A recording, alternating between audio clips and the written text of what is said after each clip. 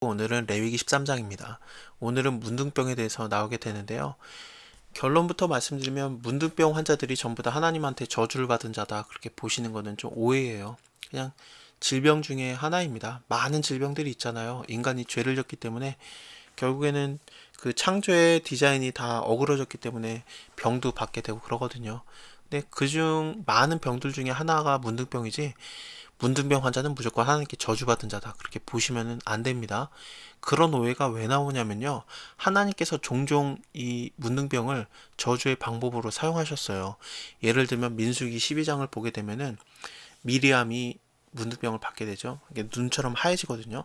하얘지는 것은 일단은 문둥병의 그런 증상으로 보시면 될 것 같아요. 환처의 털이 휘어지거나 환처가 피부보다 우묵하게 되면 문둥병의 환처다. 그래서 피부의 색점이 희나 휘어지게 되면 일단 문둥병이 의심이 되는 거거든요. 그렇게 하얘지면서 문둥병에 걸리게 됩니다. 모세한테 너는 왜 구스 여자, 그러니까 흑인하고 결혼했냐 그 말을 했다가 이렇게 저주를 받게 된 건데, 아론도 같이 말했었어요. 근데 아론은 저주를 안 받아요. 왜냐면은 그것을 진단을 하게 되는 게 제사장 아론에게나 그 자손 중 한 제사장에게로 데려가고 그 제사장이 진찰을 하게 돼 있거든요. 그래서 아론이 진찰을 해줘야 되니까, 너 미리암 너 문둥병이다 그것을 진찰해줄 자가 아론이었기 때문에 그래서 아론은 그냥 내버려 둔 건가 싶기도 한데, 어쨌든 미리암이 문둥병에 걸렸었습니다. 또 하나 볼 수 있는 게 우시아 왕이에요. 우시아 왕이 역대하 26장에 나오게 되죠. 너무 잘 나가니까 교만해져가지고 분향단에다가 자기가 분향을 하려고 해요. 원래 아론의 자손들이 하는 거잖아요. 그래서 제사장들이 막아서죠. 그거 안 됩니다. 아론의 자손들이 하는 겁니다. 나가서서 그랬는데 막 끝까지 하려고 하니까 하나님께서 그를 쳐가지고 머리 이마에서부터 그 문둥병이 발하게 합니다. 사람들이 쫓아내죠. 문둥병이다 그러면서 쫓아내는데, 왜냐면 부정해졌기 때문에 그렇습니다. 거룩한 성전에 있을 수가 없는 거예요, 부정한 자가. 그래서 쫓겨나게 되고 왕궁에서도 못 살아요. 별궁에서 살다가 결국에는 죽게 됩니다. 문둥병 때문에요. 죽어서도 그 문둥병 때문에 그 왕들이 묻히게 되는 그런 무덤에 못 묻히게 되고 그냥 자기 혼자 또 떨어져서 그렇게 묻혀서 죽게 됩니다. 그렇게 자꾸 저주를 하나님께서 내릴 때 문둥병을 쓰니까 그래서 오해를 한 것 같은데, 근데 이 문둥병뿐만 아니라 하나님이 저주할 때 별의별 질병들 다 보내셨고 또 기근과 칼과 뭐 환란 그런 것도 보내셨고 그랬잖아요. 그럼 칼에 맞아 죽은 자는 전부 다 하나님한테 저주받은 자냐?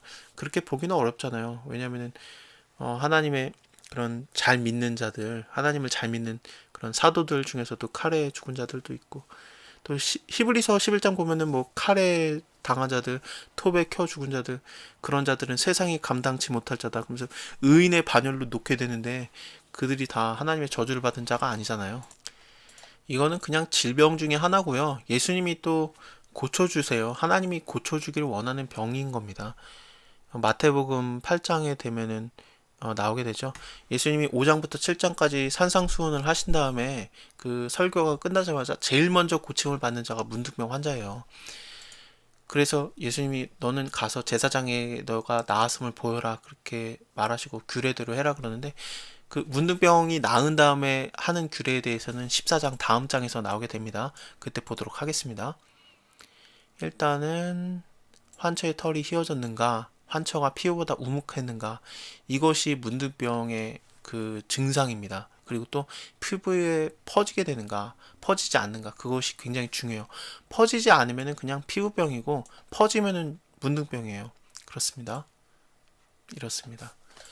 제사장 그 환자를 7일 동안에 근고하다, 이게 격리하는 건데, 만약에 색점이 휘어졌으면은 그러면은 휘어지게 되면은 문둥병이 의심이 되잖아요. 근데 우묵하지도 않고 털이 희지도 않으면 이게 두 개가 굉장히 중요한 그 구분 방법이니까요. 문둥병인지 아닌지요. 근데 그러지 않으면 일단 7일 동안에 두고 보는 거예요. 의심이 되니까요. 그랬는데 좀 피부에 퍼지지도 않고 괜찮은 것 같아. 그러면 좀 더 두고 보는 거죠. 7일 동안에 한 번 더 보게 되고, 근데 오히려 낳고 있는 거예요. 엷어지게 되고 피부에 퍼지지도 않고, 그러면 그건 그냥 피부병이다. 제사장 그를 정하다고 할 것이고 옷을 빨아라 그러면 정할 것이다. 근데 나중에 피부에 퍼지게 되면 제사장에게 다시 보여라. 진찰을 다시 해라 그거죠. 그래서 그 병이 피부에 퍼졌으면 부정하다 진단할 것이다. 문둥병이다. 사람이 문둥병에 들게 되면 제사장에게로 데려가게 되고 제사장이 진찰을 할 수 있습니다. 제사장이 하는 겁니다. 여기 난육이 생겼으면 이렇게 나오게 되는데요. 난육은 피부가 벗겨져서 생살이 드러나게 된 그런 상태를 말합니다. 그렇게 되면은 난육이 생기고 막 그러게 되면은 이거는 부정한 것이다. 이건 문둥병이다. 난육이 변해서 다시 휘어지게 되면 제사장에게로 가고 진찰을 하고, 난육이 하얘졌으니까, 하얘진 게 전부 다 문둥병은 아니에요. 근데 이렇게 난육이 다시 하얘지게 되면은 그 환처가 휘어지게 되었으면 환자는 정하다고 할 것이다. 그는 정하리라. 하얘지면은 문둥병이 의심이 되는 거고요. 제일 중요한 것은 뭐냐면은 털이 휘어졌는가, 그리고 피부가 우묵해졌는가, 그것이 가장 결정적인 겁니다. 그리고 계속해서 번지고 있는가, 피부에 퍼지고 있는가, 그것이 중요한 겁니다. 종기에서 시작이 될 수도 있어요. 그리고 또 여기 보시면은 화상 때문에 시작이 된 그런 문둥병도 있습니다. 마찬가지 증상이에요. 결국에는요, 이렇게 털이 휘어졌는가, 우묵해졌는가, 머리나 수염에서 시작이 될 수도 있습니다. 하나님께서 이것을 굉장히 좀 중요하게 여기는 이유가 왜 그러냐면은 이게 전염이 될 수도 있기 때문에 그런 것 같습니다. 여기 보시면은 문둥병의 옷에 대해서도 나오게 된, 일단은 문둥병 환자는 옷을 찢고, 옷을 찢는다는 게 슬픔을 표시하거나 아니면은 뭐 울거나 내가 굉장히 분노했다 그런 것을 표시하는 방법이었거든요. 옷을 찢어라. 그리고 머리를 풀고 윗입술을 가리우고 외치기를 부정하다, 부정하다 그렇게 말하게 다니게 하는 겁니다. 남들이 자기에게 다가오지 못하게 하는 거예요. 병이 있는 날 동안에 늘 부정할 것이다. 그가 부정하지 혼자 살되 진 밖에서 살아라. 이렇게 같이 살지도 못하게 되는 거예요. 이렇게 진 밖에서 살아라 이걸 볼 때 좀 전염성이 있기 때문에 그런 것 같아요. 지금 같이 살잖아요. 이스라엘 민족들이 다 같이 살기 때문에 이 악성 분노병도 나오게 되는데, 결국에는 그 의복까지도 다 이렇게 판단을 하게 돼 있습니다.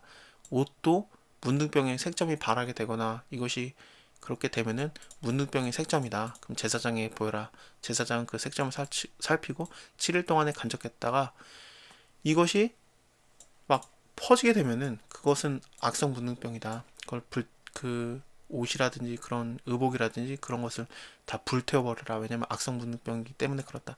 이것을 통해서도 병이 전염될 수 있기 때문에 그런 것 같습니다. 같이 사니까 그런 것 같아요. 이제 전염이 되지 않게 그렇게 하시는 겁니다. 어떤 사람들은 그 신학자들 중에서는 이것을 단순히 문둥병에 대한 규례가 아니라 이것은 좀 영적으로도 볼 수 있다. 마치 문둥병 한 사람 때문에 전염이 돼서 많은 사람들이 병에 걸릴 수 있는 것처럼 이런 영적인 것도 마찬가지다. 그래서 신약에서 누룩이 자꾸 나오잖아요. 고린도전서 같은 경우에 보면은 바울이 그러죠. 너희 교회 안에서 누룩을 제하라, 잘라내버리라 그러는데 그것은 음란이었습니다. 그거를 잘라내버려라 그런 거였거든요. 그 사람 한 명 때문에 전체가 다 영향을 받을 수 있다, 전염될 수 있다, 그렇게 보는 거죠. 왜냐하면 누룩이라는 것 자체가 발효제잖아요. 조금 넣으면은 그 떡덩이 전체가 다 부풀어 오르고 그러는 역할을 했던 거거든요. 그래서 누룩에 대해서 작은 거 하나 때문에 그 모든 그런 전체 사람들이 영향을 받을 수 있다. 교회 전체나 그런 공동체 전체가 영향을 받을 수 있다. 그렇게 보는 거거든요. 그래서 이것을 그런 누룩이랑 연결을 시켜서 보기도 해요. 근데 저희가 보기에는 그냥 병에 대한 규례인 것 같습니다. 자, 다음 14장에서는 정결케 되는 규례에 대해서 나오게 되는데 엄청 복잡해요. 근데 이 복잡한 게 오히려 은혜입니다. 다음 장에서 그것을 말씀드리도록 할게요. 감사합니다. 다음에 뵙겠습니다.